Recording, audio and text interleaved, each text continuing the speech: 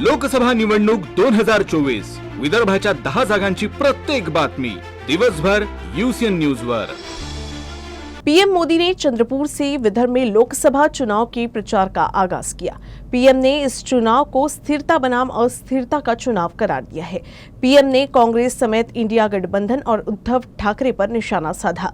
PM ने अपने भाषण में खास तौर से गढ़चिरौली का जिक्र करते हुए कहा कि पहले जिस जिले को नक्सलवाद की वजह से पहचाना जाता था वो अब फौलाद सिटी बन रहा है। पीएम ने कांग्रेस के घोषणा पत्र पर भी निशाना साधा। चंद्रपुर पहुंचे पीएम मोदी ने चंद्रपुर और गढ़चिरौली लोकसभा सीट के लिए संयुक्त रूप से प्रचार सभा की। इस दौरान उन्होंने दोनों ही सीट के भाजपा उम्मीदवारों को जिताने की अपील जनता से की। पीएम ने इस चुनाव को स्थिरता बनाम अस्थिरता का चुनाव करार दिया।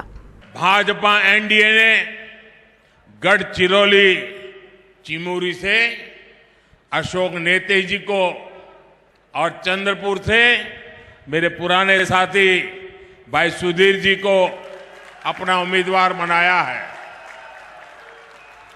सुधीर जी ने मंत्री रहते हुए क्षेत्र के लिए लगातार काम किया है। इन उम्मीदवारों को आपका समर्थन मोदी को मजबूत करेगा। मोदी ने कांग्रेस पर जमकर निशाना साधा और इशारों में पार्टी के कई समस्याओं का जनक बताया। मोदी ने कहा कि एनडीए ने देश की कई समस्याओं का स्थायी समाधान दिया। इंडिया गठबंधन को इंडी गठबंधन संबोधित करते हुए विपक्षियों पर निशाना साधा। मोदी ने कांग्रेस द्वारा घोषित किए गए घोषणा पत्र की भी आलोचना की। अपनी करतूतों के कारण आज कांग्रेस पार्टी देश के भीतर जन समर्थन खो चुकी है। इसलिए अब कांग्रेस खुलकर बांटो और राज करो के खेल पर उतर आई है। कांग्रेस ने अपना जो घोषणा पत्र निकाला है उसमें भी मुस्लिम लीग की भाषा लिखी गई है। क्या ये आपको मंजूर है? ये देश स्वीकार करेगा? पीएम ने अपने भाषण में खास तौर से गढ़चिरौली का जिक्र किया और कहा कि पहले नक्सलवाद से पहचाने जाने वाले जिले को हमारी सरकार फौलाद सिटी बना रही है। जो गढ़चिरौली नक्सली हिंसा के लिए जाना जाता था, अब उसकी चर्चा विकास और स्टील कंपनी के लिए हो रही है। हमारा गढ़चिरौली अब फौलाद सिटी बनने जा रहा है। भाइयों बहनों, हमारे यहां मराठी में एक कहावत होती है। पीएम ने अपने भाषण में एनडीए के पक्ष में मतदान के साथ ही मतदान के प्रतिशत को बढ़ाए जाने की भी अपील की। उन्होंने खास तौर से राम मंदिर और संसद भवन में इस्तेमाल हुए चंद्रपुर की लकड़ी का भी जिक्र किया।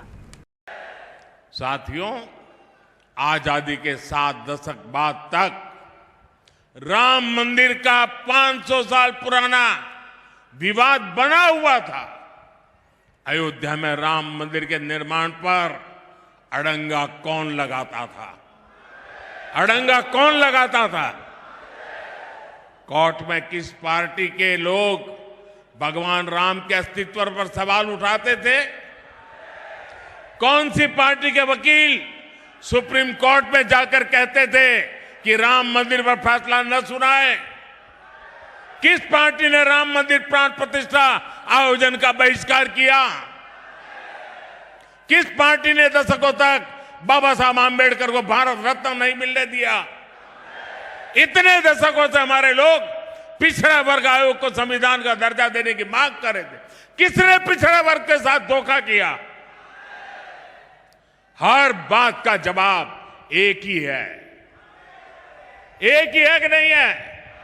एक ही है कि नहीं है? साथियों, पिछले 10 वर्षों से कांग्रेस सत्ता से बाहर है।